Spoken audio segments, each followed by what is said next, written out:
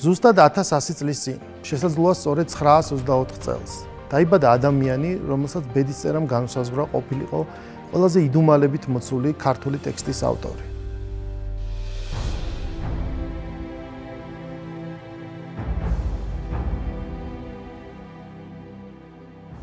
მისი ესქატოლოგიური ტექსტი ქართული ენისა და ანბანის შესახებ 10 საუკუნის განმავლობაში ამ უდაბნოში ინახებოდა. იგი სწორედ აქ გადმოსახლდა პალესტინიდან. აქ იღვაწა და აქვე აღესრულა. ეს დიდი ქართველი ბერი იოანე ზოსიმე საბაწმინდელს სინელია. ეს კი სინასთა წმინდა ეკატერინეს მონასტერი. მე გურამ ნიკოლაშვილი ვარ და ამ ფილმში მოგითხრობთ დიდი ქართველი ბერის იოანე ზოსიმეს ცხოვრებაზე, მოღვაწეობაზე, მის გამორჩეულ ხელნაწერებსა და საქართველოში დაბრუნებაზე.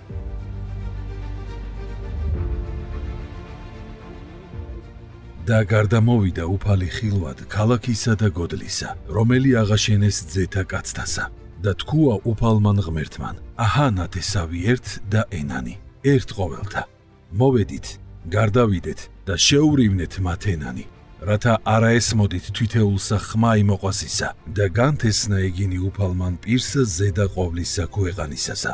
დაბადება თავი მე-11.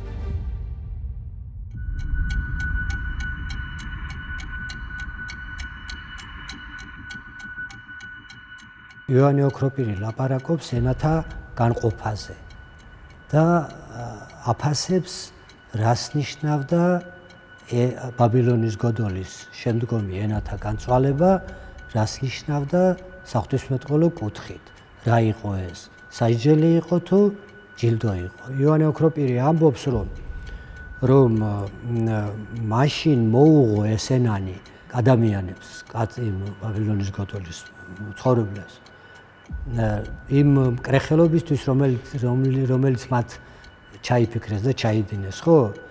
და აწ მოეცნეს შეწევნისათვის. ანუ ენა წართვა, მაგრამ უბოძა შეწევნისათვის.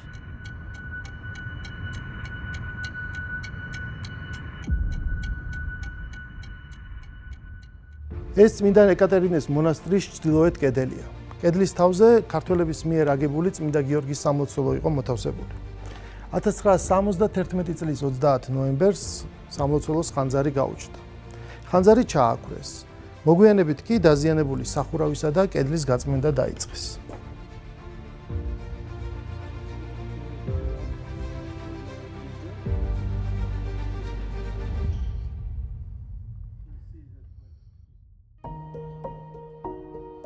სამუშაოს სინელი არქიმანდრიტის სოფრონი ხელმძღვანელობდა. პროცესი წინ ნელა მიიწევდა. გაწმენდის დროს კედლიდან გამომწვარი ბათქაში ჩამოვარდა. შიგნით კი დიდი ზომის, კედლის სტრუქტურაში ჩაუშენებელი ქვა გამოჩნდა. 1975 წლის 26 მაისს კედლიდან ქვა გამოიღეს. მიწის-სავსე სათავსოში კი ხელნაწერების 1000-ზე მეტ ეგზემპლარს მიაგნეს. სინასთის ისტორიის შესწავლის გზაზე ახალი ფურცელი გადაიშალა. ხოლო მრავალი თაობის ქართველთა საზრუნავი უმნიშვნელოვანესი კერა კვლავ ყურადღების ცენტრში მოექცა.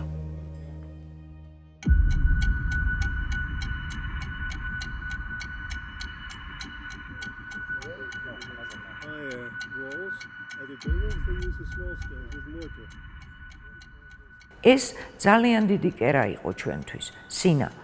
წარმოიდგინეთ, ახლა აღმაშენებლის ტოლი ფიგურა, რომელიც დაინტერესებულია, რომ ეს ცენტრი გაძლიერდეს. საერთოდ ეს მართველი წრე ჩვენი ყოველთვის ძალიან, როგორ გითხრათ, ძალიან სწორ პოზიციას იკავებდა. ეს არ არის მხოლოდ ლიტერატურა, ეს არ არის მხოლოდ წავიკითხე, ეს არის სახელმწიფო სტატუსი. მე-11 საუკუნეში ბაგრატ მეოთხე არის ინიციატორი იერუსალიმის ჯვრის მონასტრის დაარსების. ყველა დიდი სამწიგნობრო ცენტრი ტაო-კლარჯეთში ბაგრატიონების უშუალო ინიციატივით, მონაწილეობით, დიდი ფეოდალური სახლები. ეს ხო პოლიტიკა, მოდით ასე ვთქვათ რა. ქართული ხელნაწერები მთელ მსოფლიოშია მიმობნეული. არის იერუსალიმში, არის სინასთაზე, არის საბერძნეთში, არის დღევანდელ თურქეთში. არის საფრანგეთში, არის ინგლისში, არის რუსეთში და ნუ ცხადია ყველაზე დიდი კოლექცია ქართული ხელნაწერებისა არის დაცული საქართველოში. საქართველოშიც რამდენიმე ადგილას არის ძალიან მნიშვნელოვანი ქართული ხელნაწერი, იქნება ეს ეროვნული არქივი, თუ თქვათ ჩვენი ეროვნული მუზეუმი, ქუთაისის სახელმწიფო მუზეუმი, სვანეთის მუზეუმი. ცხადია ყველაზე დიდი სასავი ქართული ხელნაწერების ეს არის ხელნაწერთა ინსტიტუტი, რომელიც დაფუძნებულია ხელნაწერთა განყოფილების ბაზაზე, რომელიც არსებობდა 1928 წლიდან. ცნობამ 1975 წლის სენსაციური აღმოჩენის შესახებ საბჭოთა საქართველოში მხოლოდ 1991 წელს მოაღწია. კერძო წერილში, რომელიც აკაკი შანიძეს იულიუს ასპალგმა მოსწერა, გერმანელი მეცნიერი ადრესატს წერდა: ასირიოლოგთა კონგრესზე მონაზონ ფილოთეას მოხსენება მოისმინე. ახლად აღმოჩენილ ხელნაწერთა შორის 4 ქართული და 56 სომხური ხელნაწერიც არისო. წერილშივე ასპალგი გამოთქვამდა აზრს, რომ სომხურად მიჩნეული ხელნაწერები სავარაუდოდ ნუსხურად ნაწერი ქართულიაო. აკაკი შანიძემ ამ წერილის საფუძველზე ახლად აღმოჩენილი სინური ხელნაწერების შესახებ 2 საგაზეთო სტატია მაშინვე გამოაქვეყნა. ამ ოცნების განხორციელება წილად ხვდა დიდ მეცნიერსა და დეტალების არცოდნის გამო სტატიების შინაარსი მაინც ზოგადი ხასიათის იყო. მოგვიანებით ნაპოვნი ხელნაწერების წარმომავლობაც გაირკვა.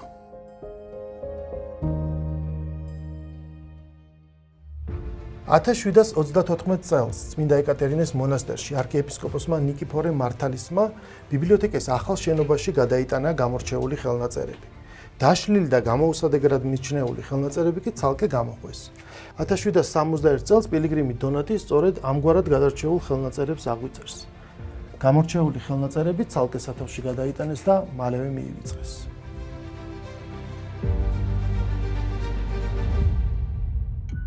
აღმოჩნდება, რომ იქ რაც სინურ ხელნაწერებში ტექსტებია, ეს ზოგადად ქრისტიანული მწერლობის ისტორიის უმნიშვნელოვანესი დოკუმენტებია, იმიტომ რომ შემოინახა ქართულმა, ჩნდება ამ ქართულისადმი სერიოზული ინტერესი და უკვე კონგრესის ბიბლიოთეკის პროექტს მესვეურობენ ესენი ეს ბლეიკი და გარიგდი, იღებენ ამ კოლექციას.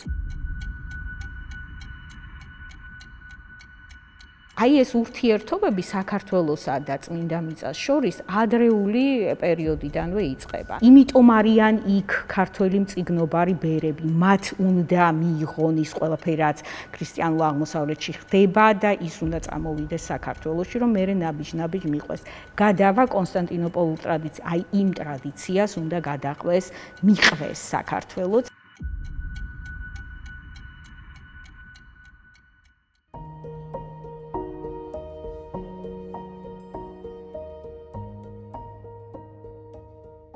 სწორედ აკაკი შანიძის საგაზეთო პუბლიკაციებით შეიტყო საქართველოს ახლად არჩეულმა პატრიარქმა ილია მეორემ სინას მთაზე მომხდარი აღმოჩენის შესახებ. მალევე 1984 წელს პატრიარქმა სინას მთის მთავარეპისკოპოსის უნეტარესი დამიანეს მიწვევით ისარგებლა და წმინდა ეკატერინეს მონასტერს ესტუმრა. ის გახდა პირველი ქართველი, რომელმაც ახლად აღმოჩენილი ხელნაწერები თავისი თვალით იხილა. ჯერ კიდევ დაუდგენელი შინაარსის ეტრატები პატრიარქს შესამოწმებლად გააცნეს. უწმინდესი თითოეულ მათგანს დიდი რუდუნებით ეცნობა და ყოველ ჯერზე იძახის: ქართულია, ქართულია, ქართულია. აი ბოლო მანუსკრიპტიც. საქართველოს პატრიარქი გადაფურცლავს და ნუსხურად ამოიკითხავს. სახელითა ღმრთისაითა შეიმოსა წმიდა ესე წიგნი. ხელითა იოანე ფრია ცოდვილისა ზოსიმესიდან დასაბამითგან წელთა 6578-ცა. ქორონიკონი იყო 194. ჩემი ვიზიტი სინას მთის წმინდა ეკატერინეს მონასტრის ბიბლიოთეკაში. ყველასათვის ცნობილია ეს ბიბლიოთეკა თავისი უნიკალური ხელნაწერებით. მთელი ტერმინოლოგია იქნება, მათ შორის ქართულად და იქ უკვე ჩანს, ასე ვთქვათ, შეჯიბრი იმენასთან, რომელიც შენ მიგიჩნევს ბარბაროსა. ესე იგი, ჯერ განუვითარებლად ამ ქრისტიანობა და ესეც იყო, რომ იმ დროისათვის ეს ჩანს იმ საღვთისმეტყველო ლიტერატურის მიმართულებით, რაც იქმნებოდა ბიზანტიაში. ჩანს, რომ დანარჩენი ენები არ არიან მზად და არ არიან უფლებამოსილი, რომ მათ ჰქონდეთ წმინდა წიგნი და ასე შემდეგ და ასე შემდეგ. და ყველა სხვასაც და ჩვენს წინაპრებსაც უხდებოდათ ამ ამბიციის გამოხატვა იმის მტკიცება, რომ ქართული არანაკლებ ღირსია იმის, რომ ეს ტვირთი ასციოს და რატომ და აგერ საფუძველი იოანე ოქროპირის ქადაგება ამბობს, რომ ამ სახლსა ცხოვრებისასა შემოდიან ისენანი, რომელიც ეზიარებიან ამ კულტურას.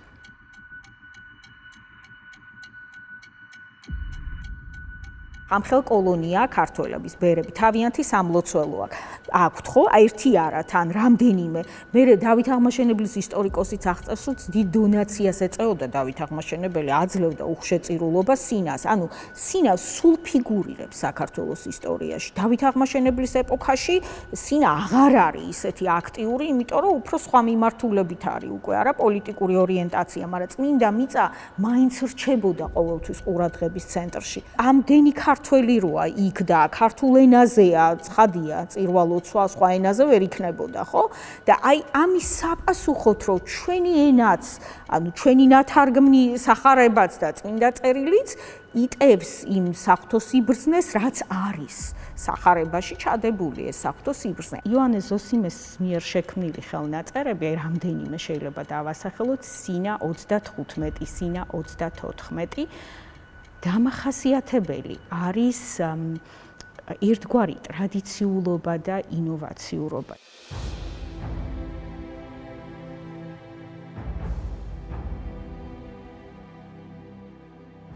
იოანე ზოსიმეს შესახებ მწირი ცნობები მოგვეპოვება. მე-10 საუკუნის ქართველ მოღვაწეთა ბიოგრაფიები დიდწილად ნაკლულია. ამის მიუხედავად, მათ მიერ გადაწერილმა და შედგენილმა ხელნაწერებმა უამრავი ავტორის სახელი შემოგვინახა. მათ მიერ გაწეულმა შრომამ ქართული სასულიერო მწერლობა მწვერვალზე აიყვანა და ქართულ რენესანსს დაუდო სათავე. მიქაელ მოდრეკილი, მაკარი ლეთეთელი, იოანე ბერაი, იოანე მინჩხი, გიორგი მერჩულე. ამ და ათობით სხვა ცნობილ სახელთა შორის გამორჩეულია იოანე ზოსიმე, როგორც 20-მდე შემორჩენილი ხელნაწერის გადამწერი და შემდგენელი.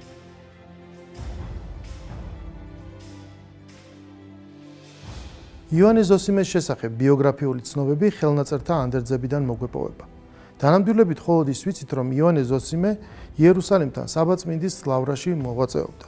მე-10 საუკუნის მეორე ნახევარში ის აქ სინას მონასტერში სხვა ქართულ მოღვაწეებთან ერთად გადმოვიდა. სწორედ აქ შექმნა მან ხელნაწერთა თავისი კოლექცია.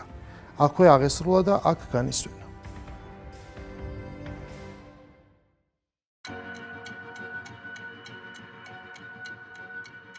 ეს არის ჩვეულებრივი, აი, როგორ გითხრათ, ძალიან ღრმად განსწავლული ასკეტი ბერი, რომელიც ამავე დროს არის ძალიან ღრმა ცოდნის მქონე, თავისთავად ცხადია ბერძნულის და სავარაუდოდ არაბულის მცოდნეც, იმიტომ რომ არაბულ ქრისტიანულ სამყაროსთან ურთიერთობენ, იმიტომ რომ ის ტერიტორია იქ არის და ასე იხატება იოანე ზოსიმე როგორც მწიგნობარი.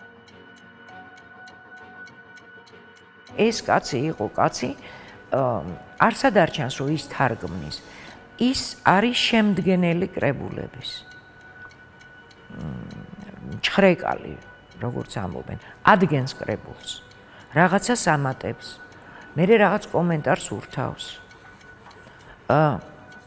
ყდას თვითონ ამზადებს, ტვიფარს ყდისას თვითონ ამზადებს. შიგნით ხატავს ჯვრებს, ახლა ჯვარი ხომ არ არის უბრალო სამკაული ხელნაწერის, ხო? აი ჩვენ რო ბოლნურ ჯვარს ვეძახით და ჩვეულებრივ ჯვრის ის ფორმა აი იმ პალესტინაში ისტორიულში იყო გავრცელებული, ასეთი ჯვრებით ამკობს ხელნაწერებს. და აქვს ერთი ესეთი თავისი ხელწერა ამისი. ამ ჯვრის 4-ვე, ასე ვთქვათ, ფრთის ზემოთ ლოცვა ყავს წერს პირველი ასოებით ლ ც ყ თ. და თუ ესეთი რამე შეხვდება, ვიცით, რომ იოანე ზოსიმესი. ახლად აღმოჩენილი ქართული ხელნაწერების შესწავლას დიდი შრომა, ძალისხმევა და წლები დასჭირდა. ისევ კათოლიკოს პატრიარქ ილია მეორის მონდომებით სინას მთაზე 90-იან წლებში ზაზა ალექსიძის ხელმძღვანელობით 3 ექსპედიცია მოეწყო. სინის მთავარეპისკოპოსთან დადებული შეთანხმების საფუძველზე 2005 წელს გამოქვეყნდა ახალი კოლექციის კატალოგი ბერძნულ, ქართულ და ინგლისურ ენებზე. კატალოგში შესულია 99 ეტრატის, 33 ქაღალდის ხელნაწერისა და 10 გრაგნილის აღწერილობა. აღნიშნული კატალოგი სინას მთის 221 ეგზემპლარიანი ქართული მემკვიდრეობის ახალი ნაწილია.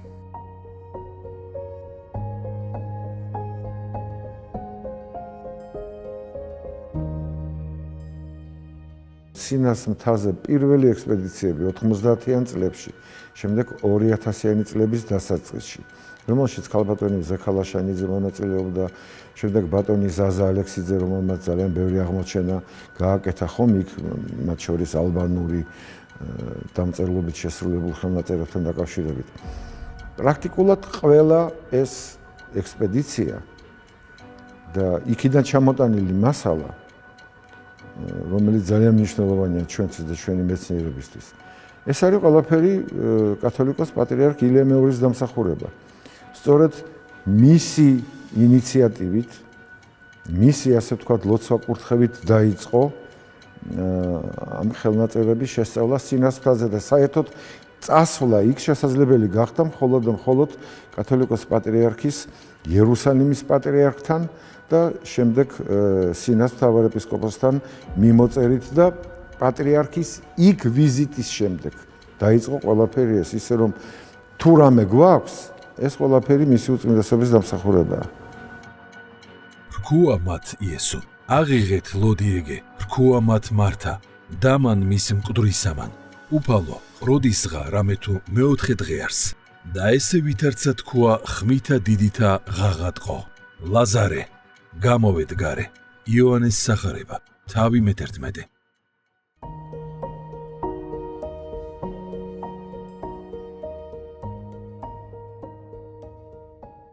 ქართული კოლექციის ძველი ნაწილის ბედი გაცილებით დრამატულია. 1893 წელს თებერვლის ცივი, ქარიანი და სუსხიანი თვე იდგა. პეტერბურგის უნივერსიტეტის ახლად არჩეული პროფესორი ალექსანდრე ცაგარელი ეკატერინეს მონასტერს მხოლოდ 3 დღით ეწვია და ქართული ხელნაწერები აღწერა. მე-19 საუკუნის 50-იან წლებში პორფირი უსპენსკისა და კონსტანტინე ტიშენდორფისგან მიღებული ცალკეული ცნობების შემდეგ ცაგარლის მიერ შედგენილი და 1888 წელს დაბეჭდილი კატალოგი ქართული ხელნაწერების პირველი მეცნიერული დამუშავებაა. კატალოგში სულ 92 ხელნაწერის აღწერილობა მოხვდა, მაგრამ ერთმა ტექსტმა მეცნიერის ყურადღება განსაკუთრებით მიიპყრო. ამიტომ ცაგარელმა იგი სრულად გადმოწერა და გამოქვეყნებისას კომენტარებიც დაურთო. ეს ტექსტი იოანე ზოსიმეს, ქებაი და დიდებაი ქართულისა ენისაია. იოანე ზოსიმეს მემკვიდრეობა თავის ნებისმიერ ასპექტში, ნებისმიერ ხელნაწერში არის ჩვენთვის სრულიად განსაკუთრებული მნიშვნელობის მქონე. ანუ ავტორისა, რომელიც მე-10 საუკუნეში წერდა ამას, კერძოდ არტანუჯელი ბაგრატიონების აღზევების საწყის ეტაპზე. და როდესაც საქართველოს რაღაცნაირად აი ამ იმედებს მოიკრებდა თავის თავში, უკვე იმედიანად უყურებდა მომავალს, უფრო მეტად იმედიანად და წარმოიდგინეთ მანამდე რა იყო, ხო? მანამდე იყო არაბობა, მანამდე იყო არანაკლებ საშინელი იმპერია, ეს იყო ზოროასტრული ირანის იმპერია, რომელმაც ქართლში მეფობა საერთოდ გააუქმა. ნუ არაბებმაც იგივე ქნეს დაახლოებით.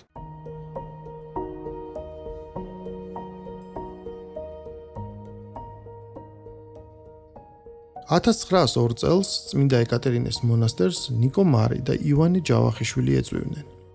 მათი ექსპედიცია თითქმის 9 წელიწადს გაგრძელდა, აპრილიდან ნოემბრამდე. მეცნიერებს საცავში მხოლოდ 87 ქართული ხელნაწერი დახვდათ, ნაკლები, ვიდრე ცაგარელმა 20 წლით ადრე აღწერა. მთელი კოლექცია მათ 2 თანაბარ ნაწილად გაჰყვეს და დამუშავებას შეუდგნენ. ივანე ჯავახიშვილი დავით აღმაშენებლის ფაქსიმილეს პოულობს. ნიკო მარის მიერ გადაღებულ ფოტოზე აღვეჯდილი ხელი ივანე ჯავახიშვილს ეკუთვნის. ქართული უნივერსიტეტის მომავალი დამფუძნებელი აქ საკუთარი ხელით იწერს განსაკუთრებით მნიშვნელოვან ძეგლებს. პირველ რიგში კი სწორედ ივანე ზოსიმეს უდიდეს ნაშრომს კრებაი თვეთაი წელიწადისათაი. ნიკო მარი დიდ დროს უთმობს სინური მრავალთავის შესწავლას. ძეგლის საბაწმინდის ლავრაში 864 წელს გადაიწერა და დასრულებისთანავე სინას მონასტერს შესწირეს. ეს ყველაზე ძველი, თარიღიანი ქართული ხელნაწერია. ორივე კრებულის ბოლოს მეცნიერები ერთი ხელით ნაწერ იგივე ტექსტს ნახულობენ. ცაგარლის მიერ გამოქვეყნებულ ივანე ზოსიმეს ქებაი და დიდებაი ქართულისა ენისაის.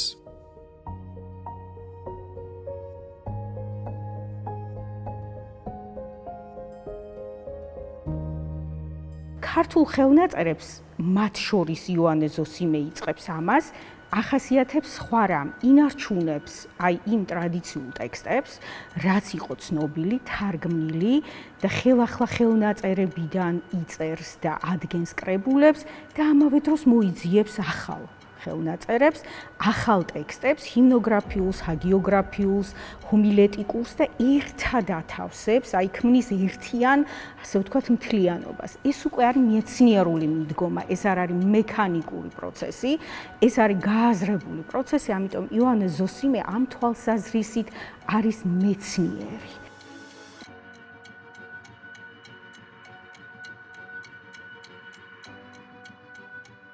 სინას მთის ხელნაწერები ჩვენთვის არის ძალიან მნიშვნელოვანი და საქართველოს ქართული ხელნაწერის ისტორია სინას მთის გარეშე წარმოუდგენელია.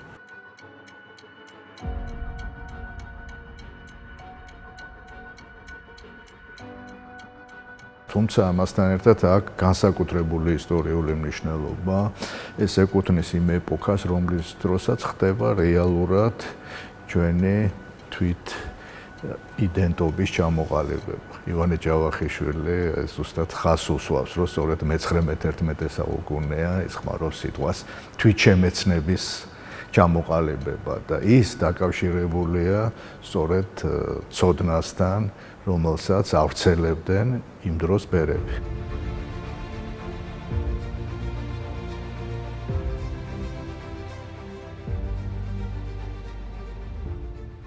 მე-20 საუკუნეში ქართველოლოგიური ძიებანი და ხელნაწერთა შესწავლა ახალ სიმაღლეზე ავიდა. 1927 წელს ივანე ჯავახიშვილისა და ნიკო მარის მოგზაურობიდან 25 წლის შემდეგ სინასთვის ქართულ კოლექციას ამერიკელი ბიზანტიოლოგი რობერტ ბლეიკი გაეცნო.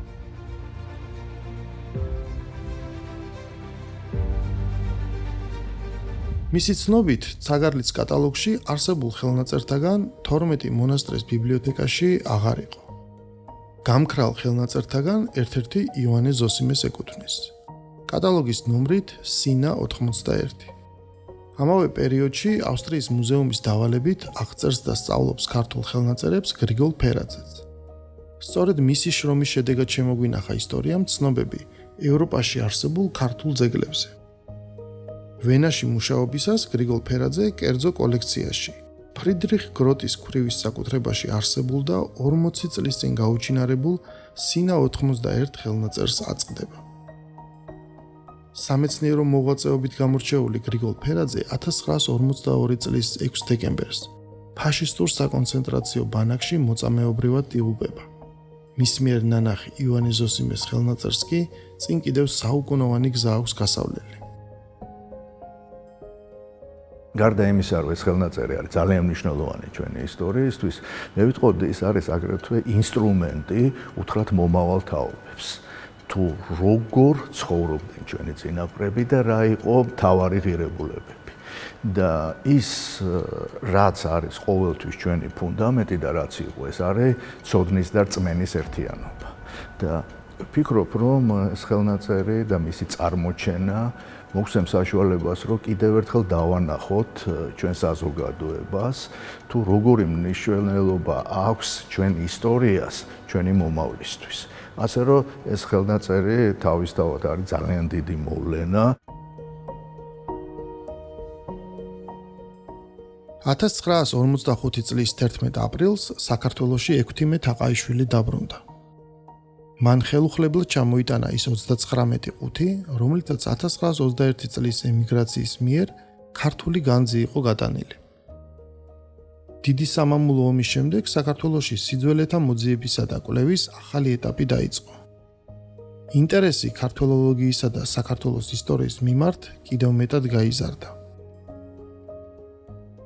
ქართული კულტურისა და ისტორიის ერთ-ერთი გამორჩეული პოპულარიზატორი რეზო თაბუკაშვილი იყო, რომელმაც ცხოვრების ბოლო დეკადა დოკუმენტური ფილმების გადაღებას მიუძღვნა. აღსრულდა უკან დარჩა 7 დღიანი გზა.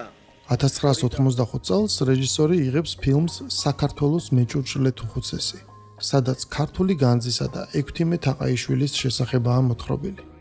მომდევნო წელს კი გამოდის ფილმი ნაძარცვის კვალდაკვალ. მიუხედავად იმისა, რომ ფილმი მსოფლიოს სხვადასხვა კუთხეში გაბნეულ ქართულ მინანქრებს ეხება, ერთ-ერთ ეპიზოდში ბატონი რეზო ნიუ-იორკში ნაპოვნ ქართულ ხელნაწერზე მოგვითხრობს. ალბათ იოლი წარმოსადგენია ქართველი ადამიანის მღელვარება, როცა ნიუ-იორკის ცენტრში მიადგები აბრას, რომელზედაც აწერია კრაუსი, და ამ დროისათვის უკვე იცი, რომ ეს სწორედ ის ბუკინისტი ჰანს კრაუსია, რომელმაც ფიშერისაგან იყიდა ჩვენი ხელნაწერი. გასაოცარი სიზუსტით აღვიწერს ეტრატის ხელიდან ხელში გადასვლის გზას. ეს მანუსკრიპტი სწორედ ალექსანდრე ცაგარლის მიერ აღწერილი და იოანე ზოსიმეს კუთვნილი სინა 91 ხელნაწერია.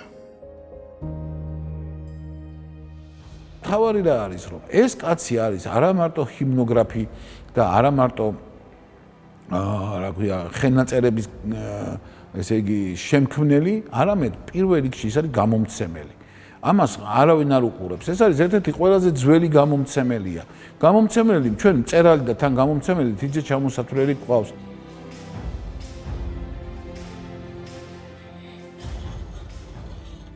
სინას მთაზე მე-10 საუკუნის მეორე ნახევარში გადასულ იოანე ზოსიმეს ქართულ ხელნაწერებთან ერთად ძველი არამეულ-პალესტინური ეტრატებიც მიაქვს. ახალ ხელნაწერებს ქართველი გადამწერი ხშირად სწორედ მათი გამოყენებით ქმნის. იოანე ზოსიმეს კუთვნილი სინა 91 დღეს უკვე კოდექს სინაიტიკუს რესკრიპტუსის სახელით ცნობილი პალიმფსესტური ხელნაწერია. მე-19 საუკუნეში ხელნაწერის ნაწილი პეტერბურგში ხვდება. მეორე ნაწილი კი ცნობილი კოლექციონერის ფრიდრიხ გროტეს საკუთრებაში, სადაც გრიგოლ ფერაძემ 1929 წელს მიაგნო. რამდენიმე მესაკუთრის გამოცვლის შემდეგ წიგნი სოთბის აუქციონზე 1954 წელს დეტროიტელმა კოლექციონერმა ფიშერმა იყიდა. 14 წლის შემდეგ კი ხელნაწერი ნიუ-იორკელ ანტიკვარ ჰანს კრაუსს გადაულოცა. სწორედ აქ პოულობს 1984 წელს ქართული საგანძურის კვალდაკვალ მადევარი რეჟისორი იოანე ზოსიმეს ხელნაწერს.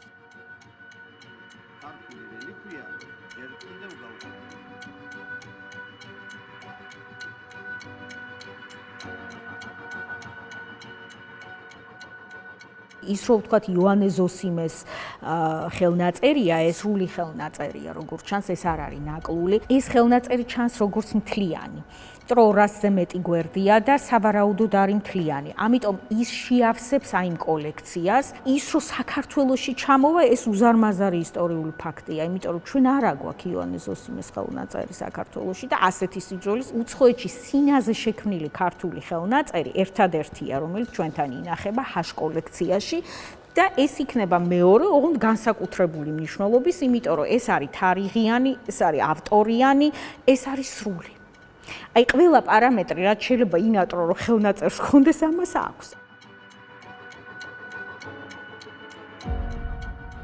56-ში არის გამოცემული ჟერარ გარიტის სინის ხელნაწერთა აღწერილობა. იმას უკან აქვს დართული, ასე ვთქვათ, ნუსხა და ზოგიერთ ხელნაწერზე უწერია დაკარგულია. და ამაზე არ უწერია დაკარგულია, უწერია რომ გატანილია. ანუ სადღაც სხვაგან უნდა ეძებო. ზოგზე უწერია რომ დაკარგულია. ანუ არ არის ცნობილი სად არის. და ანგელოს საფილადელფიისა ეკლესიისა მიუწერე. ამას სიტყვის წმინდა იგი და ჭეშმარიტი, რომელსა აქოს კლიტე დავითისი, რომელი იგი განაღებს და არავინ დახშვას, გარნა განმღებელმან მან და არავინ განაღოს დახშოლი იგი. იოანეს გამოცხადება, თავი მესამე.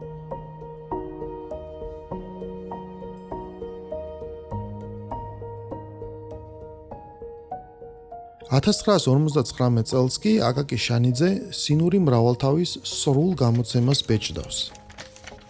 ტექსტის მომზადება შესაძლებელი გახდა იმ მიკროფილმების მეშვეობით, რომელიც 1950 წელს ვაშინგტონის კონგრესის ბიბლიოთეკის მიერ სინას მთაზე მოწყობილი ექსპედიციის მიერ გაკეთდა. ექსპედიციას იმ დროის ცნობილი ბელგიელი ორიენტალისტი ჟერარ გარეტი ედგა სათავეში. შესწავლილია ყველა, გარდა ცაგარლის შემდეგ გაუჩინარებული რამდენიმე ეტრატისა, სინა 91-ის ჩათვლით. მიუხედავად ამისა, მიკროფილმებმა საქართველოს სულიერი მემკვიდრეობისა და წარსულში ბიბლიაზე მუშაობის თვალუწვდენელი სამყარო დაგვანახა.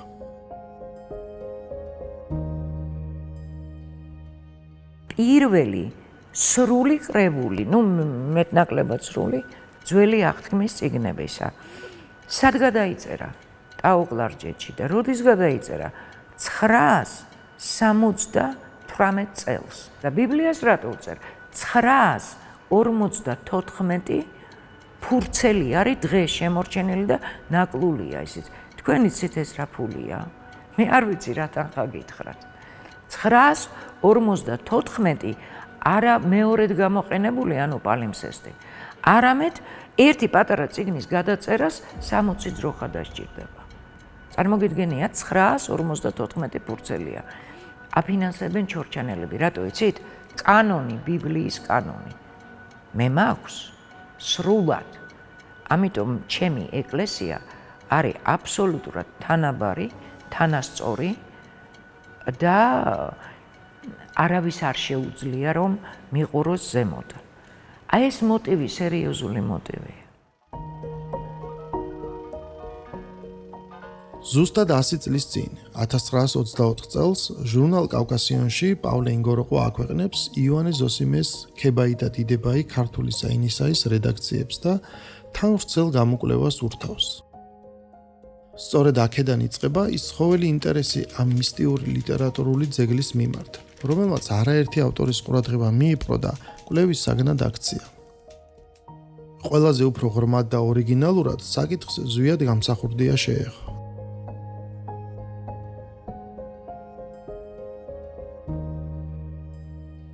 ეს ამბავი ატყდა 1924 წლიდან, თუდისაც დაიბეჭდა კავკასიონში დაბეჭდა პავლე ინგოროყვამ და პავლემ შექმნა ეს რაღაცა ცეცხლი წაუკიდა აი ამ იმას ამბავს რომ აი ქართული ენის ჰიმნი. მე ვთვლი რომ აი ეს სწორედ რომ იმ დრო იყო 20-იანი წლები არის, მაშინ არის რობაქიძე, მაშინ არის ეს ცისფერყანწელები, არის რაღაცა მიმართულება ქართული კულტურის ისეთი რომ სწორედ ნახა და აბრიალდა აი ეს ცეცხლი დიდება აი ამ ქართული ენის ჰიმნზე.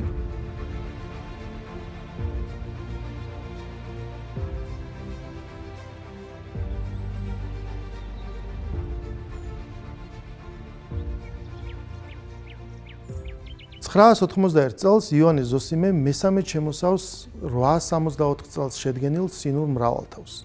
ანდერძში თარიღის მითითებისას კი აკონკრეტებს, რომ წელიწადი ქართული წელთაღრიცხვითაა მითითებული.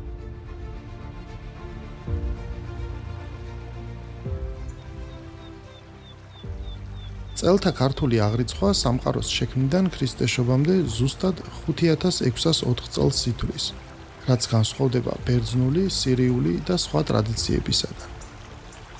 კალენდრებისა და პასქალიების მცოდნე და შემდგენელი სინელი ბერისთვის ასეთი კონკრეტიკა მე-10 საუკუნეში, როგორც ჩანს, მნიშვნელოვანი გარემოებაა.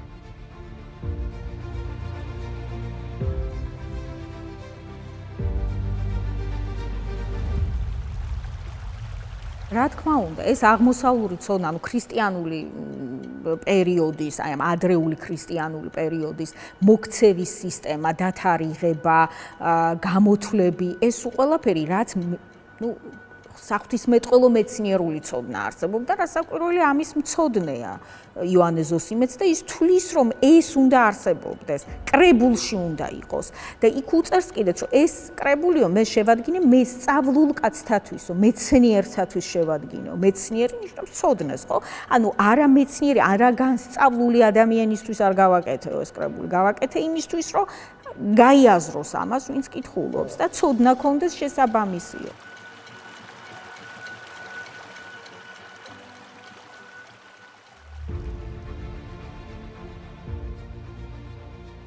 ანდერძის შემდეგ სინური მრავალთავის ბოლო ცარიელ გვერდს იონე ზოსიმე ქებაის ტექსტის დასაწერად იყენებს.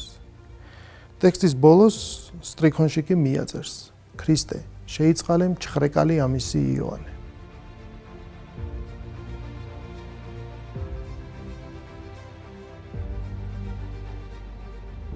რას ნიშნავს ტერმინი მჩხრეკალი? რას ნიშნავს ფრაზა მჩხრეკალი ამისი? იგულისხმება ქებაის ტექსტის მოძიება და მრავალთავზე დართვა, თუ იგულისხმება ქებაის ტექსტში ჩადებული სიმბოლიკის აღმოჩენა და აღწერა. მთლიანობაში, რას მოგვითხრობს ქებაის შინაარსი? რა საიდუმლოა მასში დაფარული?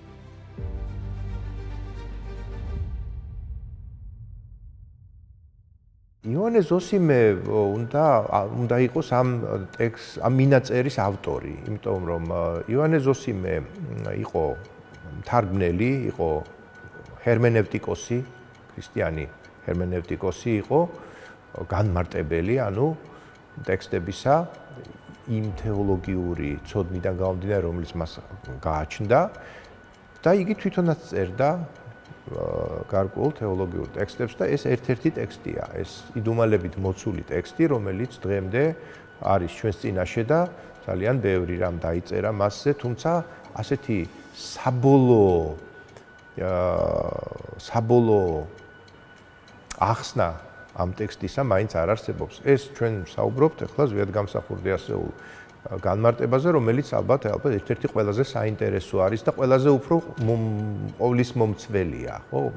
შედარებით ყოვლისმომცველი მცდელობა არის მოხდეს ამ ტექსტის ახსნა განმარტება და მორგება იმ თეოლოგიურ საზრისებთან, რომელიც თქვათ გააჩნია გადმოცემის სახით მართლმადიდებლურ ეკლესიას.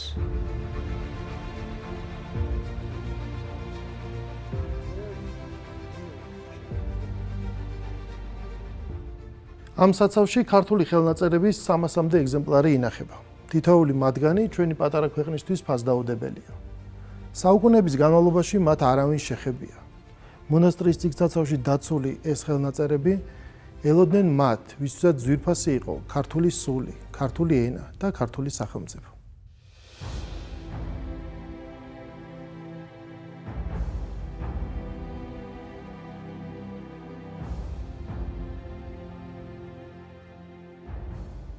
ფილმზე მუშაობის პროცესში მრავალი ფაქტისა თუ მონათხრობის მოსმენის შედეგად იონე ზოსიმეს თხზულების გაგება ჩვენც ვწადეთ. ტექსტის გასაღები, რომლის მეშვეობითაც ამ მართლაც მისტიური ნაწარმოების შესწავლა დავიწყეთ, მის შუა ნაწილშია მოცემული. დასახარებასა შინა ქართულს, ხოლო თავსა მათეისა, წილი ზის, რომელ ასო იარს და იტყვის ყოვლად 4,000 მარაგსა. რომელ ასო იარს აკონკრეტებს ავტორი ნებისმიერი ორაზროვნების გამოსარიცხად. რომ წილი ეს წ ასოა. ამდენად სახარების პირველი ასო არის წ, რიცხვით მნიშვნელობით 4000. იონე ზოსიმეს აზრით ეს გარემოება განსაკუთრებული მნიშვნელობის მატარებელია. წიგნი შობისა იესო ქრისტესი. ამ ფრაზით იწყება მათეს სახარება და შესაბამისად მთელი ახალი აღთქმა. ქებაის ტექსტში ვკითხულობთ დავით მეფსალმონის ციტატასაც. წელი 1000, ვითარცა ერთი დღე. ამდენად იონე ზოსიმეს თანახმად 4000 იგივეა, რაც 4. 100 წ უდრის 100 დს. 4 კი თავისი მხრივ პირდაპირ აღნიშნავს 4 დღეს. 4 დღის ამ მკვდარ და მაცხოვრის მიერ აღდგინებულ ლაზარეს. ასო დის რომ ავტორი განსაკუთრებულ მნიშვნელობას ანიჭებს, ეს საკუთრივ ქებაის ტექსტიდანაც ჩანს. თითოეული სტრიქონი იწყება ალიტერაციით და, რაც ნაწარმოებს შესაბამის პოეტურ დინამიკას სცენს. დონითვე იწყება მთლიანად ნაწარმოების პირველი სიტყვაც. დამარხულ არს ენაი ქართული.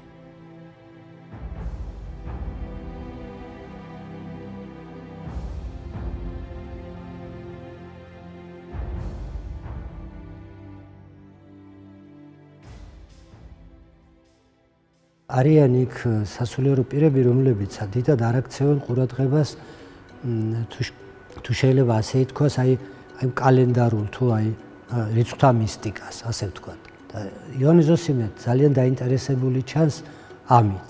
რამდენიმე ისეთი კრებული აქვს, მათ შორის მაგალითად ქვია ქართული სათვალავი, რომელშიც შეეხება აი ამ წელთაღრიცხვის თარიღების ბერძნულ ქართულ სინამდვილეში ამათ შესაბამისობას და ამის შესახებ იმდროინდელ მოაზროვნების გამონათქვამებს და ასე შემდეგ. ესენია მითითებული. ეხლა ესეც იმისთვის არის ხაზგასასმელი, რომ ამ ქებაიში იგი თუ ავტორია მართლაც გარკვეულ რიცხვთა მისტიკას მიმართავს. სრულიად აშკარაა, იმიტომ რომ სიმბოლური გამოხატულება აქვს.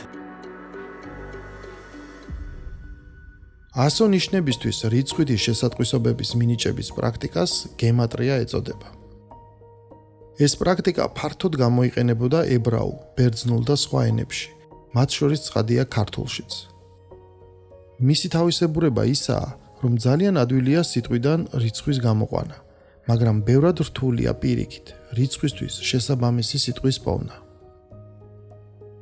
ყველაზე მეტი მცდელობა რიცხვისთვის სახელი მოეძებნათ აპოკალიფსში ნახსენებ რიცხვ 666-ს უკავშირდება, რომელიც იოანეს გამოცხადების თანახმად მხეცის ნიშანია. ყოველი საიდუმლო ამას ენასა შინა დამარხულ არს, კითხულობთ ქებაის ტექსტში. ფრაზა ცხადყოფს, რომ არსებობს თავისთავადი საიდუმლოებები, რომელსაც ქართული ენა ინახავს. ეს არ ნიშნავს, რომ საკუთრივ ქართული ენაა იდუმალი, ამოუხსნელი და რაიმე უცნობი ცოდნის მატარებელი. არამედ მასში შენახულია ზოგადად არსებული საიდუმლოებები. აქ არ არის მხოლოდ რაღაც მათემატიკური გამოთვლები და ძალიან ბევრ სტატიაში, რომელიც ან წერილში, რომელიც ამ თემას მიეძღვნა, ჩვენ ვხედავთ მათემატიკურ გამოთვლებს ძირითადად ანბანზე. და ლაპარაკია, რომ ქართული ენა, რომელიც აქ ნახსენებია, ეს ქართული ენა არის უპირველეს ყოვლისა ლინგვა, ანუ კომუნიკაციის ინსტრუმენტი, ამაზეა საუბარი და რა თქმა უნდა ანბანზე. და იქ ხდება შემდეგ დაანგარიშებები ხდება. ეს დაანგარიშებები მოდის ძირითადად რამაზ პატარიძის ცნობილი გამოკვლევიდან ქართულ ანბანზე, სადაც ხდება ძირითადად ასოების რიცხვითი მნიშვნელობის გათვალისწინება. და ეს ანბანი რაღაცნაირ კალენდრადაც არის მიჩნეული. აქა არის სიბრძნე, რომელსა აქუს გონებაი, აღიბყარნ რიცხვი იგი მხეცისაი.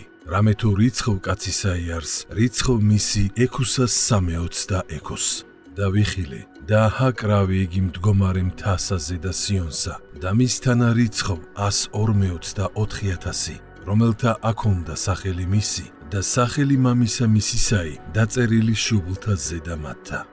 იოანეს გამოცხადება, დავით 13:14.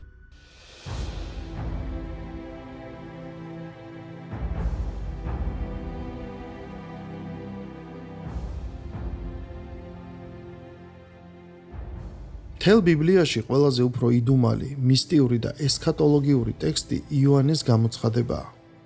საიდუმლოებებზე, დაფარულსა თუ დამარხულზე საუბრისას პირველ რიგში სწორედ აპოკალიფსის ტექსტი გვახსენდება. წარმოიდგინეთ, როგორ ზეგავლენას ახდენდა ეს ტექსტი გასულ საუკუნეებში მყიდველზე, განმარტებლებსა და სწავლულებზე. მთლიანად ქრისტიანულ მოძღვრებაში ერთ-ერთი ცენტრალური საკითხი აღდგომის შემდეგ სწორედ მეორედ მოსვლის დაფარული საიდუმლოა. იოანეს გამოცხადება კი უკანასკნელ ჟამს, მის მოლოდინს, წინარე მოვლენებსა და განსაცდელ საღწევს. იოანე ზოსიმეს ცხოვრების პერიოდში, როცა ქრისტეშობიდან 1000 წლის დადგომამდე სულ ცოტაღაა დარჩენილი, მთელი ქრისტიანული სამყარო აპოკალიპტური მოლოდინითაა გარინდული. სწორედ ამიტომ ტექსტის გასაგებად მნიშვნელოვანია მე-10 საუკუნის მიწურულის ატმოსფეროსა და კულტურული გარემოს წარმოდგენა.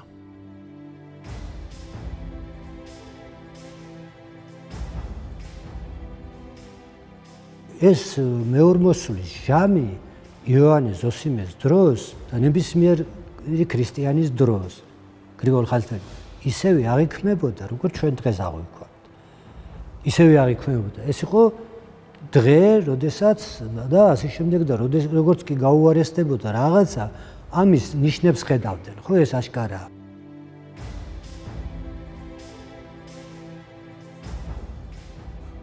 ამდენად იოანე ზოსიმეს შესახებ დანამდვილებით შეგვიძლია ვთქვათ, რომ იგი იყენებდა ანბანის გემატრიას, რომ მას ეკუთვნის კალენდრის შესახებ, ანუ გამოთვლასთან დაკავშირებული შრომები. იგი მოღვაწეობს მრავალეროვნულ სასულიერო სამეცნიერო კერაზე და იცნობს პრაქტიკულად ყველა ენასა და ანბანს. იგი როგორც პატრიოტი ქართველი, სიტყვით იცავს საკუთარ ქვეყანას, აქებს და განადიდებს მის მშობლიურ ენასა და ანბანს. საკუთარი საქმის ზედმიწევნით ცოდნა და ღრმა განათლება აპოვნინებს მოშურნე ბერს ქართული ენის უპირატესობის მტკიცებულებას. დამარხულა არსენაი ქართული, დღემდე მეორედ მოსვლისა მესიისა საწამებელად, რათა ყოველსა ენასა ღმერთმან ამხილოს ამით ენითა. და ესე ენაი მძინარე არს დღესამომდე და სახარებასა შინა ამას ენასა ლაზარე რქვან.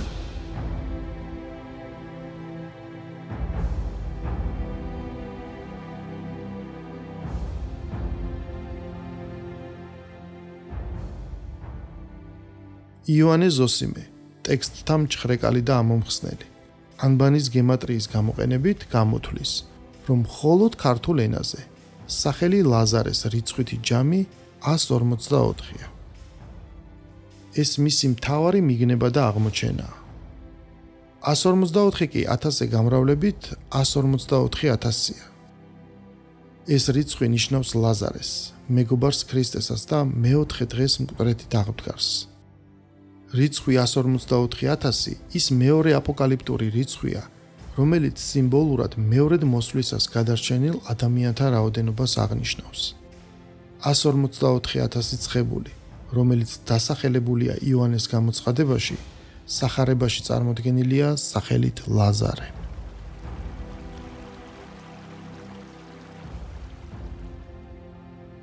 იოანე ზოსიმე პოულობს კავშირს იოანეს სახარებაში ლაზარეს აღდგინების ამბავსა და აპოკალიფსში დასახელებულ 144,000 ცხებულს შორის. მან იცის, რომ ამ კავშირის პოვნა და დანახვა მხოლოდ ქართულ ენაზეა შესაძლებელი. აქედან გამომდინარე, შინაარსი და საიდუმლო, რომელზეც ქართული ენის განმადიდებელი ტექსტი აიგო, სწორედ მეორედ მოსვლის უდიდეს ქრისტიანულ მოლოდინს უკავშირდება. ეს საიდუმლო მხოლოდ ქართულ ენაშია დამარხული. ესე თქვა და ამისა შემდგომად რქუა მათ, ლაზარე, მეგობარმან ჩემმან დაიძინა, არამედ მე მივიდე და განვაღვიძო იგი. იოანეს სახარება, თავი მე-11.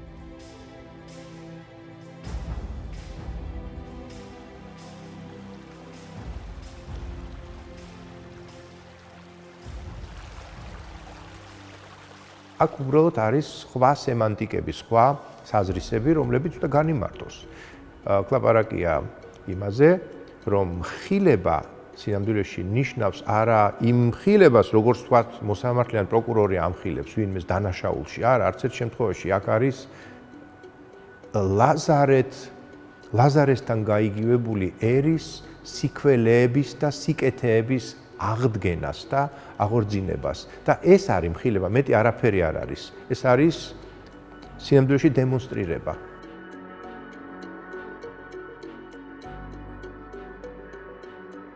ლაზარესავით აღდგებაო, ხო, 4 როგორც ლაზარე აღადგინა 4 დღის მკვდარი, ისე აღადგენს, ეს არის შინაარსი ამ ტექსტის.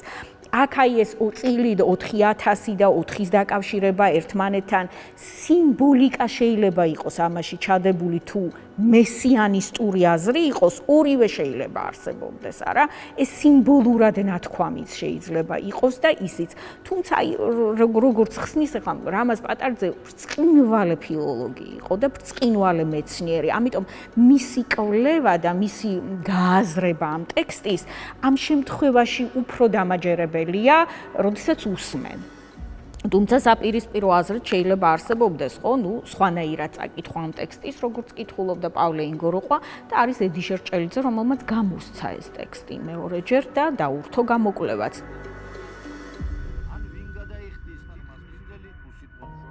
დაუბრუნდეთ ისევ 1984 წელს. საქართველოში დაბრუნებისთანავე რეზო თაბუკაშვილმა ჩამოიტანა ამბავი ქართული ხელნაწერის შესახებ. ბუკინისტის მიერ დასახელებული ფასი 285,000 ამერიკული დოლარი დღევანდელი გადაანგარიშებით 860,000-ზე მეტია. როდესაც ცრემლმორეული რეჟისორი მრავალტანჯულ ხელნაწერს ფურცელ იღებდა და მთელ პირს ახარჯავდა, ჰანს კრაუსი მას კოლექციის სხვა ნიმუშზეც მოუთხრობდა. აღმოჩნდა, რომ იოანე ზოსიმეს ხელნაწერის გვერდით ბინა დაედო უძველეს წიგნს, რომელსაც ოდესმე უარსებია კერძო კოლექციაში და დღემდე მოღწეულ უძველეს ხელნაწერთაგან ერთ-ერთია. მესამე-მეოთხე საუკუნეებში კოპტურ ენაზე შედგენილი წიგნი მე-20 საუკუნის 50-იან წლებში ბოდმერის პაპირუსების სახელით ცნობილი აღმოჩენის ნაწილია. ის წარმოადგენს უძველეს ქრისტიანულ ლიტურგიკულ წიგნს, რომელშიც სრულადაა შენახული ყველაზე ადრეული ბიბლიის 2 წიგნი, აღდგომის ტრაქტატი და სხვა ტექსტები. ამავე წელს ათონის მთაზე ივერონის ქართული მონასტრების დაარსებიდან 1000 წელი შესრულდა. ეს თარიღი საქართველოში და საზღვარგარეთ ქართული ემიგრაციის მიერ იუბილისადმი მიძღვნილი არაერთი გამოცემით აღინიშნა. მიმდინარე სამეცნიერო და კულტურული საქმიანობის ეპიცენტრში ხელნაწერთა მაშინდელი ინსტიტუტი იმყოფებოდა.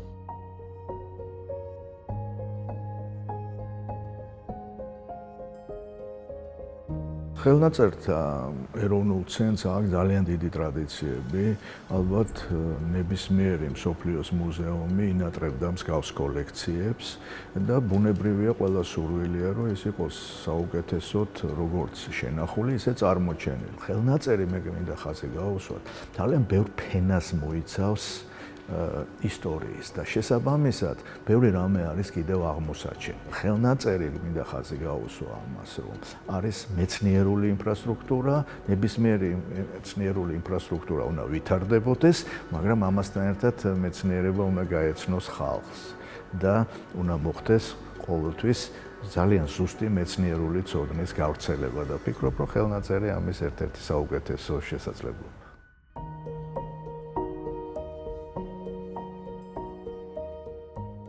ქართველი რეჟისორის ფეხი ნიუ-იორკელი ანტიკვარი კრაუსისთვის ბედნიერი აღმოჩნდა. 1984 წელსვე კრაუსმა ორივე ხელნაწერი სარფიანად გაასხვისა. იოანე ზოსიმეს მანუსკრიპტი ნორვეგიელმა ბიბლიოფილმა მარტინ შოიენმა იყიდა. კოპტური ბიბლიის გზა ბევრად რთული აღმოჩნდა. კრაუსმა ის ორ ნაწილად მიყიდა სხვადასხვა ფონდს. მომდევნო წლების განმავლობაში დაშლილი ბიბლიის შეგროვების, გამთლიანების და ერთიან წიგნად შეკვრის საქმე ისევ მარტინ შოიენმა იკისრა. კოპტურ ბიბლიას საბოლოოდ კროსბი შოიენის კოდექსი ეწოდა. იოანე ზოსიმეს სინა 91-ის სახელით ცნობილი ხელნაწერი მოგვიანებით კოდექს სინაიტიკუს რესკრიპტუსად იწოდა და 40 წლით ოსლოს საცავში დაივანა.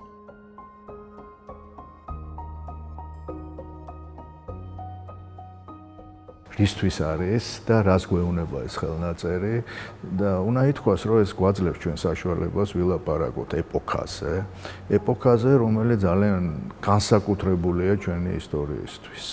და ის ფაქტი, რომ ქართველი ამ შემთხვევაში მწიგნობრები საქმიანობდნენ ქვეყნის გარეთ, ეს ძალიან მნიშვნელოვანი ფაქტია. ქართული კულტურის ცენტრები იყო არა მხოლოდ საქართველოში, ვიცით, ამ შემთხვევაში სინას მთაზე, სხვა ადგილებში, პალესტინაში, ათონის მთაზე. ეს აჩვენებს ჩვენი ერის ძალიან მნიშვნელოვან კულტურულ იდენტობას და რაც ალბათ არის უკვე საფუძველი შემდგომში განვითარებისა, რომლის ალბათ მწვერვალი არის გელათის აკადემია.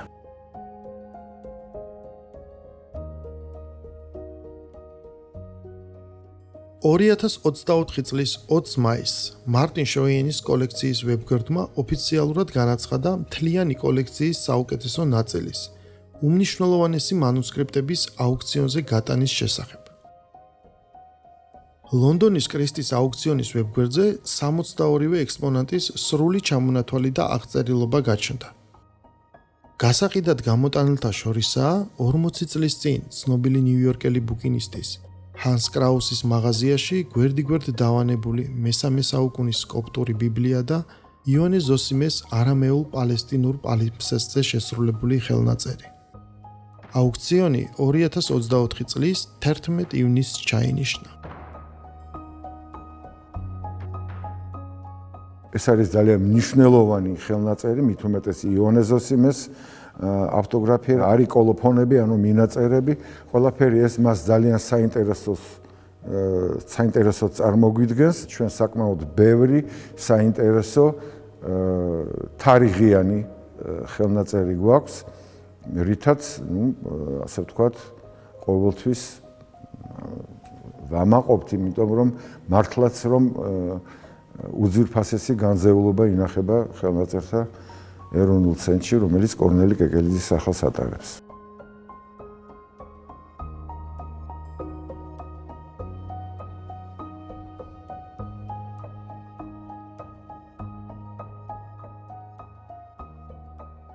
იყო შაბათი, ოდეს იგითი ხაი შექმნა იესო და აღუხილნა თვალნი მისნი. მოიყვანეს იგი წინაშე ფარისეველთა, რომელი იგი პირველად ბრმა იყო. იტყოდეს ვინმე ფარისეველთაგანი, ესე კაცი არა არს ღმრთისაგან, რამე თუ შაბათსა არა იმარხავს. სხვანი იტყოდეს, ვითარ ხელეწიფების კაცსა ცოდვილსა ესე ვითარისა სასწაულისა საქმედ და ცილობა იყო მათ შორის. იოანეს სახარება, თავი მეცხრე.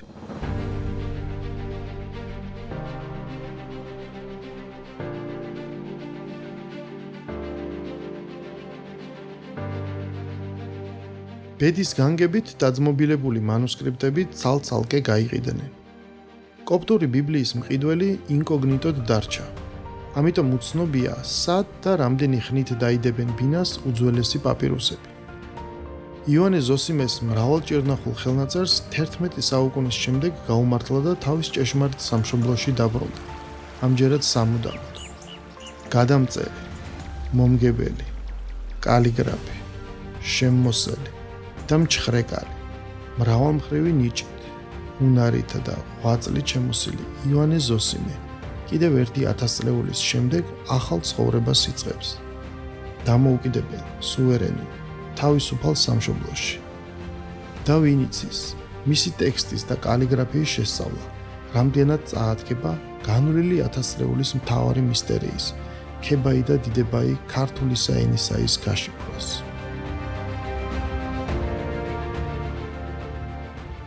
ბედნიერია მაინც ადამიანი, რომელმაც ამდენ საუკუნეს გაუძლო და დღეს 21 საუკუნეში, როდესაც ქვეყანა უკვე სულ სხვა განსაზღვრებებით ცხოვრობს, ეს ქვეყანა ხარობს მისი ხელნაწერის ჩამოტანით საქართველოში და ამ სიტუაციაში დაბრუნდა იოანე ზოსიმე.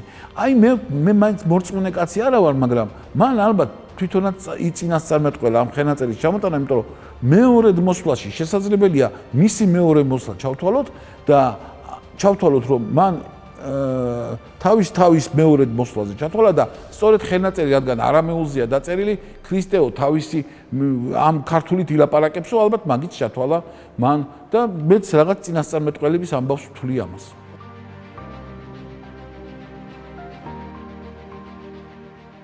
ეს დაკარგული ხელნაწერი ფაქტობრივად დაკარგული იყო.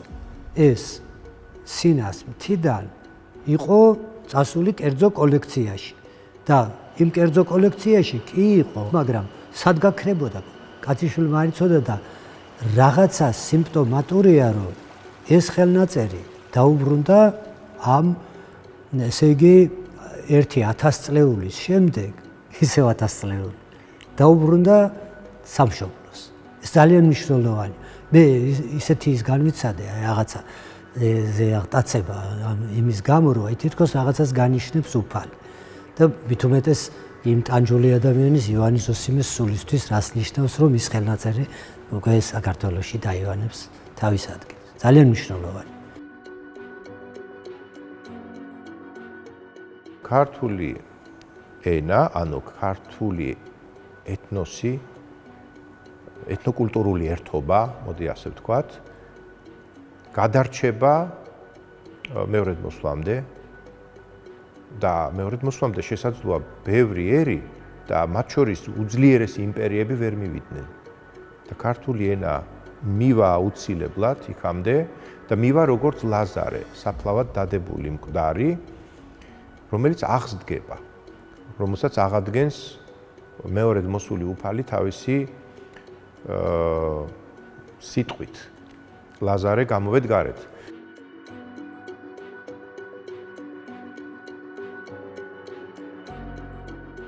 მოგეხსენებათ, რომ მე-10 საუკუნე საქართველოს ისტორიაში არის გარდამტეხი პერიოდი. არა მარტო საქართველოს ისტორიაში, როდესაც ბიზანტიური გავლენის ქვეშ მყოფი ქვეყნები, რომლებიც შეუერთდნენ აი ამ ერთიან კულტურულ და პოლიტიკურ სივრცეს, რასაც ბიზანტია ერქვა, იერუსალიმური ღვთისმსახურების წესიდან გადადის უკვე კონსტანტინოპოლურ ტრადიციაზე. ერები, ვინც მიიღო ქრისტიანობა, ხო, და წმინდა მიწაზე თავისი სამლოცველოები ჰქონდათ, მათ შორის ქართველებიც, გარკვეული ნაწილი, სირიელები, კოპტები, ესენი აღმოსავლურ, ანუ სხვა მიმართულებაზე დარჩნენ და მათ ქართველები შეუერთდნენ დასავლურ, ანუ ქალკედონიტურ მიმართულებას და გადავიდნენ ბიზანტიურ, წმინდა ბიზანტიურ კონსტანტინოპოლურ წესზე.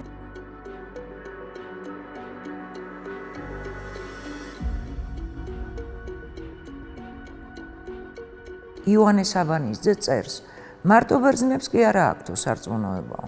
ჩვენ და ბერძნები ვართ, როგორც მართა და მარიამი, თანასწორნი. ქებაის ტექსტშიც ეს არის, რომ როგორც მართა და მარიამი ვართ თანასწორი, იმიტომ რომ ჩვენ მთელი ჩვენი არსებობის მანძილზე გვჭირდება ამის დასტური, რომ თანასწორი ვარ.